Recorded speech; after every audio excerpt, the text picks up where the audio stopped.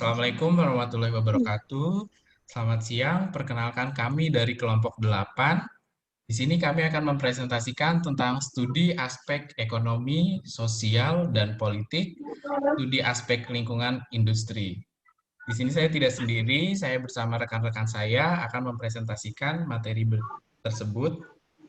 Saya sendiri atas nama Sobri, kemudian ada rekan saya atas nama Indah, kemudian ada rekan saya atas nama Tri Hikmah Sukmawati, ada Umi Hanifah, ada Zefnat Esmona, dan kemudian ada Wildan Ramdhani Ahmad. Oke, langsung saja ke materi presentasinya yang akan dibacakan langsung oleh saya. Studi aspek ekonomi, sosial, dan politik. Studi kelayakan sangat diperlukan oleh banyak kalangan, terutama bagi para investor yang selaku pemrakarsa, bank selaku pemberi kredit, dan pemerintah yang memberikan fasilitas tata peraturan hukum dan perundang-undangan, yang tentunya kepentingan semuanya itu berbeda satu sama lainnya. Investor berkepentingan dalam rangka untuk mengetahui tingkat keuntungan dari investasi, bank berkepentingan untuk mengetahui tingkat keamanan kredit yang diberikan dan kelancaran pengembaliannya. Pemerintah lebih menitik beratkan manfaat dari investasi tersebut secara makro, baik bagi perekonomian, pemerataan kesempatan kerja, dan lain-lain. Aspek ekonomi.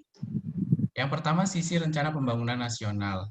Analisis manfaat proyek ditinjau di sisi ini, dimaksudkan agar proyek dapat memberikan kesempatan kerja bagi masyarakat, menggunakan sumber daya lokal, menghasilkan dan menghemat devisa penggunaan bahan baku yang diambil dari produk lokal, berarti mengurangi penggunaan bahan impor. Kemudian menumbuhkan industri lain, kemudian turut menyediakan kebutuhan konsumen dalam negeri sesuai dengan kemampuan, dan yang terakhir menambah pendapatan nasional. Sisi distribusi nilai tambah. Maksudnya adalah agar proyek yang akan dibangun memiliki nilai tambah. Nilai tambah hendaknya dapat dihitung secara kuantitatif dan dapat didistribusikan kepada pihak-pihak terkait, seperti karyawan, investor, manajemen, pemerintah. Dalam perhitungan tersebut, agar lebih mudah, dapat diasumsikan bahwa proyek yang berproduksi dengan kapasitas normal. Lanjut yang ketiga, sisi nilai investasi per tenaga kerja. Penilaian berikutnya adalah bahwa proyek mampu meningkatkan kesempatan kerja. Salah satu cara mengukur proyek padat modal atau padat karya adalah dengan berbagai investasi atau modal tetap dan modal kerja. Dengan jumlah tenaga kerja yang terlibat sehingga didapat nilai investasi per tenaga kerjaan. Kemudian yang keempat, hambatan di bidang ekonomi. Pelaksanaan pembangunan ekonomi terus dilaksanakan dalam rangka menaikkan atau paling tidak mempertahankan pendapatan yang telah dicapai bagi Indonesia. Masih banyak tantangan dan hambatan yang dihadapi, sehingga tidaklah mudah untuk melaksanakan pembangunan ekonomi yang juga terdampak pada aspek sosial dan politik. Ada beberapa penghambat di antaranya. Yang pertama, iklim tropis, menyebabkan terjadinya lingkungan kerja yang panas dan lembab sehingga menurunkan usaha atau gairah kerja manusia. Banyak muncul penyakit, serta membuat pertanian kurang menguntungkan. Kemudian produktivitas rendah. Ini disebabkan oleh kualitas manusia dan sumber alam yang relatif kurang menguntungkan. Kemudian kapital sedikit. Ini disebabkan oleh rendahnya produktivitas tenaga kerja yang berakibat pada rendahnya pendapatan negara, sehingga tabungan sebagai sumber kapital juga rendah. Lanjut, nilai perdagangan luar negeri yang terendah. Ini disebabkan negara miskin mengandalkan ekspor bahan mentah yang mempunyai elastisitas penawaran permintaan atas perubahan harga yang inelastis dalam jangka panjang mengakibatkan kerugian. Kemudian besarnya pengangguran. Hal ini disebabkan karena banyaknya tenaga kerja yang pindah dari desa ke kota, dan kota tak mampu menampung tenaga mereka karena kurangnya faktor produksi lain untuk mengimbanginya sehingga terjadinya pengangguran itu. Kemudian besarnya ketimpangan distribusi pendapatan, misalnya keuntungan lebih banyak dimiliki oleh sebagian kecil golongan tertentu saja. Lanjut, tekanan penduduk yang berat. Hal ini disebabkan antara naiknya rata-rata umur manusia dibarengi dengan masih besarnya presentase kenaikan jumlah penduduk yang makin lama makin membebani sumber daya lain untuk memenuhi kebutuhan hidup.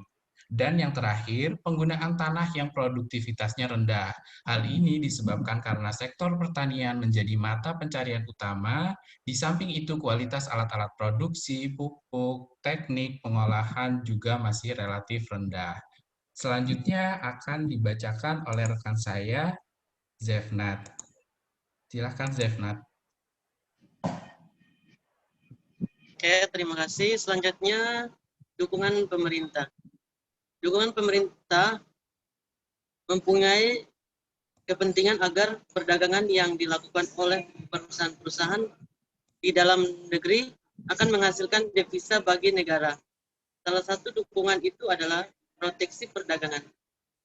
Instrumen terjadinya kebijaksanaan proteksi perdagangan banyak ragamnya, tetapi tujuannya satu, yaitu menimbulkan distorsi pasar dalam artian mencegah adanya pasar persaingan bebas. Instrumen kebijaksanaan proteksi perdagangan dapat digolongkan sebagai berikut. Yang pertama adalah kebijakan perdagangan luar negeri, dan di kebijakan pertama ini dibagi lagi menjadi dua instrumen, yaitu instrumen tarif terdiri atas pajak impor, pajak ekspor, dan subsidi ekspor. Yang kedua adalah instrumen non-tarif, terdiri atas dua batasan, yaitu pembatasan kualitatif dan pembatasan kuantitatif. Kebijakan yang berikut adalah kebijakan perdagangan dalam negeri terbagi atas tiga, yaitu pajak penjualan, distribusi, dan kewajiban pembayaran lainnya. Yang kedua, pengaturan distribusi barang. Dan yang ketiga, pengaturan stabilisasi harga. Kebijakan yang ketiga, kebijakan produksi, itu terdiri atas tiga bagian, yaitu yang pertama, subsidi atau pajak langsung bagi produsen. Perlindungan harga, produksi, dan sarana produksi. Pengaturan penggunaan sarana produksi. Selanjutnya, aspek sosial. Tujuan utama perusahaan adalah mencari keuntungan yang sebesar-besarnya, namun demikian perusahaan tidak dapat hidup sendirian. Perusahaan hidup bersama-sama dengan komponen lain. Salah satu komponen lain yang dimaksud adalah lembaga sosial, sehingga dalam rangka keseimbangan tadi, hendaknya perusahaan memiliki tanggung jawab sosial. Yang pertama adalah perusahaan sebagai lembaga sosial. Sebuah perusahaan memiliki tugas melaksanakan bermacam-macam kegiatan dalam waktu bersamaan. Misalnya, manufaktur, bahan baku, mendistribusikan ke pasar, dan lain-lain. Untuk merealisasikan kegiatan perusahaan tidak mudah. Di sana sering timbul ancaman-ancaman sekaligus peluang-peluang yang datang dari lingkungan baik eksternal maupun internal. Dan yang kedua, perubahan kondisi sosial yang kompleks. Pemecatan karyawan karena berbagai alasan, seperti misalnya karena karyawan mabuk-mabukan atau perusahaan mengalami kemerosotan keuntungan. Hal yang biasa pada masa lalu, tindakan seperti ini akan mengakibatkan tanggungannya keseimbangan dalam bidang sosial yang kompleks dalam perusahaan disebabkan karena semakin membaik peraturan perundang-undangan pemerintah, meningkatnya kualitas SDM, dan lain-lain. Yang ketiga adalah perubahan dalam masyarakat yang pluralistik.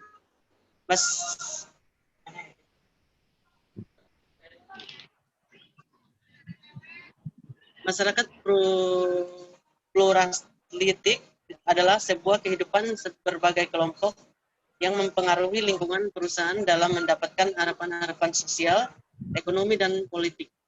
Masing-masing kelompok perusahaan menyumbangkan diri supaya fungsi sistem itu efektif. Berkaitan dengan yang di atas, hendaknya bisnis memiliki manfaat-manfaat sosial yang hendaknya diterima oleh masyarakat, seperti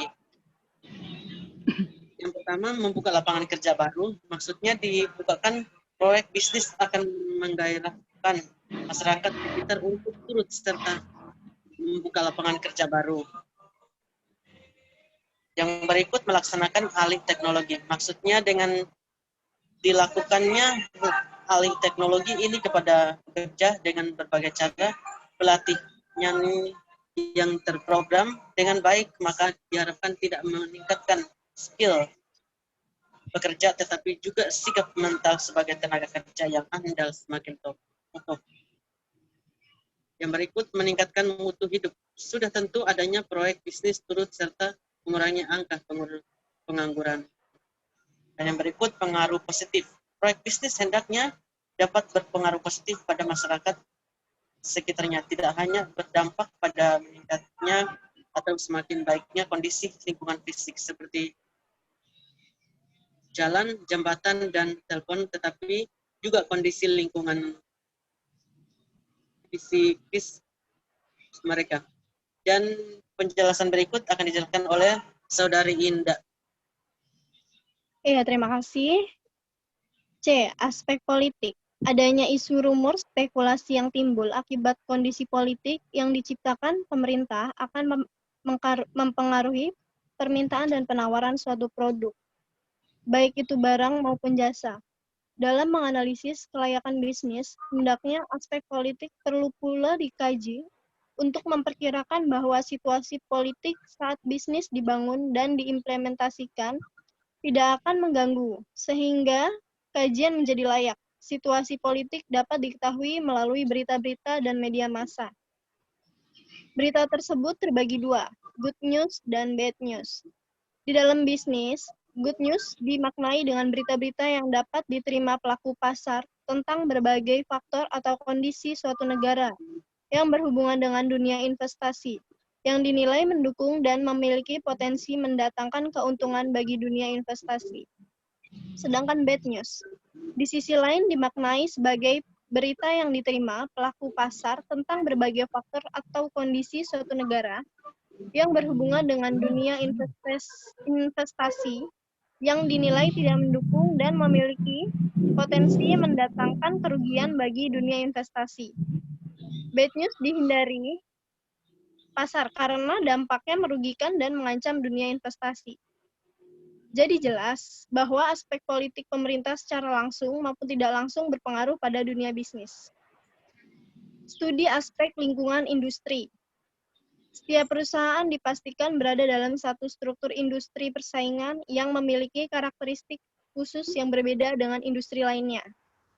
Terkecuali kalau perusahaan tersebut memang melakukan monopoli, sehingga hanya ada satu perusahaan dalam satu industri. Jika hal ini terjadi, maka aturan kompetisi industri adalah identik dengan strategi perusahaan monopoli itu sendiri. Kekuatan utama persaingan. Michael Porter dalam Kotler 2009 mengidentifikasi 5 kekuatan persaingan. 1. Pesaing industri. 2. Pendatang baru. 3. Produk pengganti. 4. Daya tawar pembeli. 5. Daya tawar pemasok. Berikut ini bisa kita lihat penjelasan gambar di bawah ini.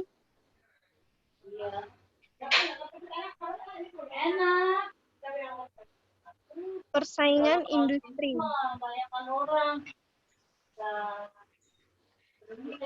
Dalam arti sempit adalah kumpulan perusahaan yang menghasilkan barang-barang yang sejenis, di mana terdapat kesamaan dalam bahan baku yang digunakan dalam proses, bentuk produk akhir, dan konsumen akhir. Dalam arti luas, industri dapat didefinisikan sebagai kumpulan perusahaan yang memproduksi barang dan jasa dengan elastisitas silang atau cross elasticity demand yang positif tinggi. Definisi lain dari industri adalah kelompok perusahaan yang memproduksi barang atau jasa yang sama atau bersifat substitusi dekat. Dari segi pembentukan pendapatan, industri adalah kegiatan ekonomi yang menciptakan nilai tambah. Salah satu contoh kasus dalam persaingan industri adalah bagaimana industri radio kecil berinovasi 20 tahun yang lalu dikuasai oleh Walkman. Dan munculnya MP3, kemudian 5 tahun terakhir iPod dengan cepat masuk ke pasar dan bisa diterima oleh konsumen dan menjadi salah satu produk paling laku di dunia. Karena bentuknya, kemampuannya isi lagunya yang banyak, dan kemudahan dalam pemakaian, membuat konsumen membelinya. Apple juga terus-menerus berinovasi agar tidak dikejar oleh pesaingnya. Mulai dari iPod mini, iPod Shuffle, iPod dapat menonton video, dan terakhir iPhone, yang sekarang sedang bersaing dengan Android smartphone Samsung. Intensitas rivalitas. Intensitas rivalitas antar pemain dalam industri dipengaruhi oleh struktur biaya produk, tingkat diferensiasi produk, pertumbuhan industri, dan tingkat kapasitas terpasang. Semakin besar porsi biaya tetap dan struktur biaya produksi, semakin tinggi intensitas rivalitas. Semakin homogen produk, semakin tinggi rivalitas, pertumbuhan industri yang menurun, dan tingkat kapasitas terpasang yang besar akan mempengaruhi intensitas rivalitas antar pelaku industri. Intensitas persaingan antar perusahaan dalam industri tergantung pada 1. Jumlah pesaing banyak dengan kekuatan berimbang. 2. Pertumbuhan industri lambat. 3. Produk atau jasa yang dihasilkan kurang terdiferensiasi atau memiliki switching cost yang rendah. 4. Produk memiliki biaya tetap tinggi dan tidak tahan lama. 5. Penambahan kapasitas dalam jumlah besar akan mengganggu keseimbangan permintaan dan penawaran dalam industri. 6.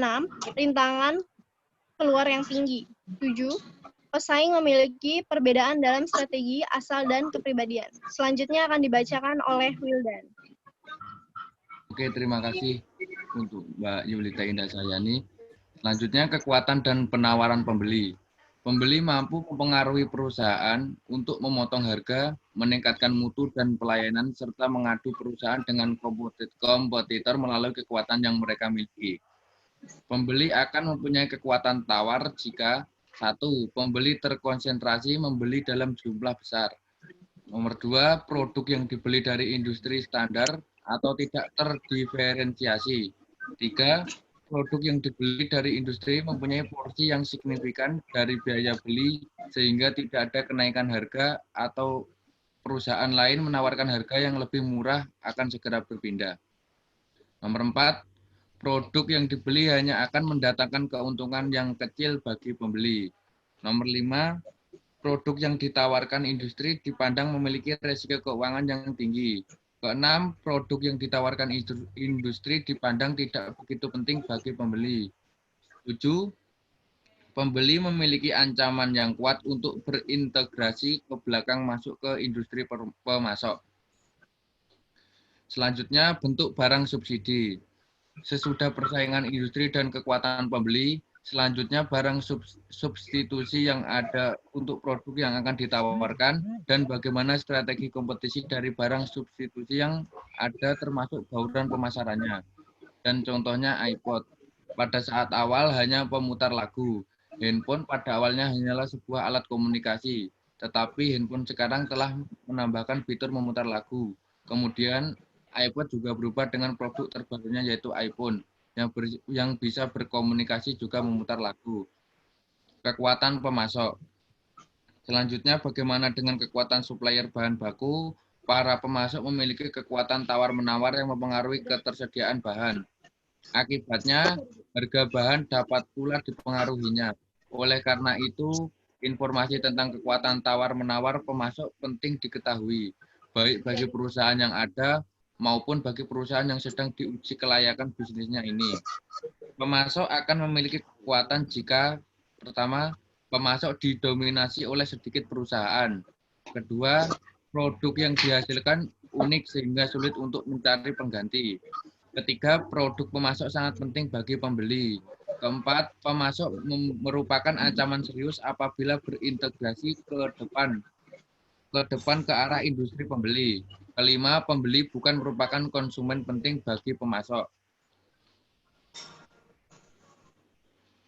Kemampuan pesaing baru untuk masuk. Selanjutnya perlu dipertimbangkan akan hambatan dalam industri untuk jangka pendek, menengah, dan panjang. Jika dalam waktu jangka pendek, industri ini sangat tidak mudah untuk dimasuki, maka kompetisi akan sedikit, sehingga profitabilitas akan menguntungkan. Begitu juga untuk jangka menengah hingga panjang perlu dianalisa. Sebagai contoh, kasus untuk industri telekomunikasi mobile, pada awal dirinya pemerintah hanya membatasi beberapa pemain yang boleh main industri ini, hingga kita mengenal adanya 3 operator utama. Akan tetapi pada akhir-akhir ini muncullah banyak operator komunikasi baru. Tidak hanya sama dengan ketiga operator awal, tetapi juga mulai masuk ke dalam frekuensi yang berbeda. Selain itu, muncul juga peraturan pemerintah dalam pengaturan maksimal yang diberlakukan kepada konsumen. Sehingga bisa jadi ada beberapa operator baru maupun lama yang akhirnya mengalami kerugian yang sangat signifikan. Untuk selanjutnya akan dibacakan oleh rekan saya, yaitu Umi Hanifah. Terima kasih Mas Wildan. Selanjutnya kajian dalam aspek lingkungan industri. Yang pertama, pesaing sesama perusahaan dalam industrinya. Pesaing dalam industrinya sangat mempengaruhi kebijakan dan kinerja perusahaan. Dalam situasi pesaing yang oligopoli, perusahaan mempunyai kekuatan yang cukup besar untuk mempengaruhi pasar. Yang kedua, ancaman masuk pendatang baru. Perusahaan sebagai pendatang baru akan menimbulkan sejumlah implikasi bagi perusahaan yang sudah ada. Implikasi tersebut misalnya adalah kapasitas menjadi bertambah, terjadinya perebutan pangsa pasar, serta perebutan sumber daya produksi yang terbatas. Yang ketiga, ancaman dari produk pengganti. Perusahaan-perusahaan yang berada dalam suatu industri bersaing dengan produk pengganti, walaupun karakteristik berbeda, barang substitusi dapat memberikan fungsi atau jasa yang sama. Ancaman produk substitusi adalah kuat bila mana konsumen dihadapkan pada sedikitnya switching cost, dan jika produk substitusi itu mempunyai harga yang lebih murah atau kualitas sama bahkan lebih tinggi dari produk-produk suatu industri.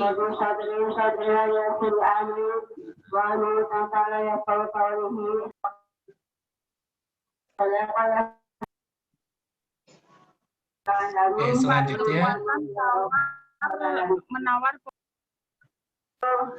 pembeli mampu mempengaruhi perusahaan untuk memotong harga, untuk meningkatkan mutu dan servis, serta menghadapkan perusahaan dengan kompetitor pesaing melalui kekuatan yang mereka miliki. Oke, baik. Selanjutnya nomor 5-nya akan dilanjutkan oleh Saudari Hikmah atau Tri Hikmah Sukmawati. Silakan. Ya, terima kasih Bang Sobri. 5. Kekuatan tawar-menawar pemasok. Pemasok dapat mempengaruhi industri lewat kemampuan mereka untuk menaikkan harga atau mengurangi kualitas produk atau servis. Oleh karena itu, perusahaan harus mampu mengandalkan perilaku pemasok.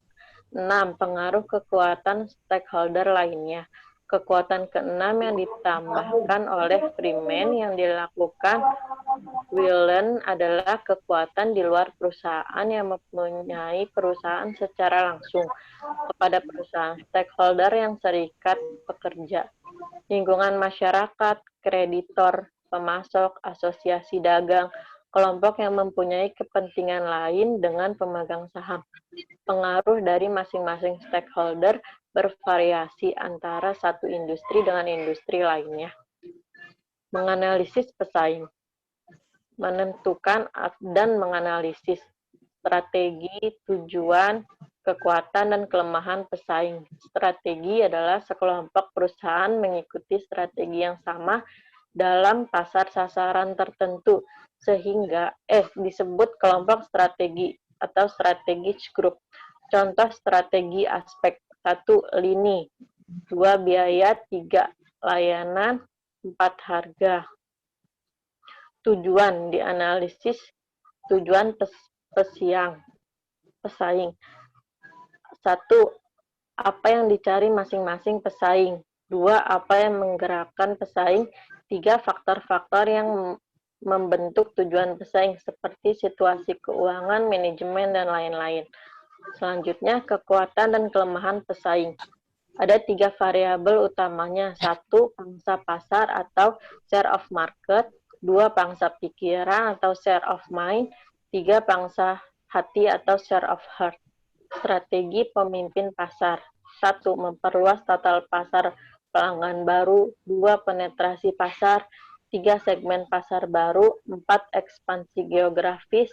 5. Lebih banyak penggunaan jumlah kemasan atau rancangan ulang produk. 6. Tingkat atau frekuensi konsumsi. 7. Mempertahankan pangsa pasar.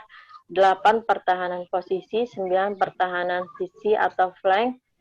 10. Pertahanan preemptif. 11. Pertahanan serangan balik. 12. Pertahanan mobile. 13. Pertahanan kontraksi. Dan yang terakhir, memperluas pangsa pasar. Strategi penantang pasar. Ada 5. 1. Serangan frontal. 2. Serangan fisik atau flank. 3. Serangan pengitraan. 4. Serangan melewati. Dan 5. Perang gerilya. Memilih strategi serangan yang spesifik. 1. Strategi pengikut pasar. 2. Strategi penceruk pasar. Strategi pengikut pasar ada 4 bagian, yaitu pemalsu, pengklon, peniru, dan pengadopsi. Strategi penceruk pasar ada 3, menciptakan ceruk, memperluas ceruk, dan melindungi ceruk. Dan kesimpulannya adalah, dalam aspek industri perlu diperlukan beberapa analisa yang meliputi persaingan industri yang saat ini, kekuatan dan penawaran pembeli terhadap produk, bentuk barang substitusi yang bisa menggantikan produk dengan supplier dalam industri, kemampuan pesaing baru untuk masuk dengan menawarkan produk yang sejenis. Dalam aspek lingkungan industri ada beberapa aspek yang perlu dikaji, diantaranya 1. Persaingan sesama perusahaan dalam industrinya. 2. Ancaman dari produk pengganti. 3. Kekuatan tawar-menawar pembeli atau buyers. 4. Kekuatan tawar-menawar pemasok atau supplier. Yang kelima adalah pengaruh kekuatan stakeholder lainnya. Terima kasih. Selanjutnya, kembalikan ke Bang Sobri. Oke, berikut presentasi yang dapat kami sampaikan dari kelompok 8. Kurang lebihnya mohon maaf. Terima kasih. Wassalamualaikum warahmatullahi wabarakatuh. Waalaikumsalam Waalaikumsalam warahmatullahi warahmatullahi wabarakatuh.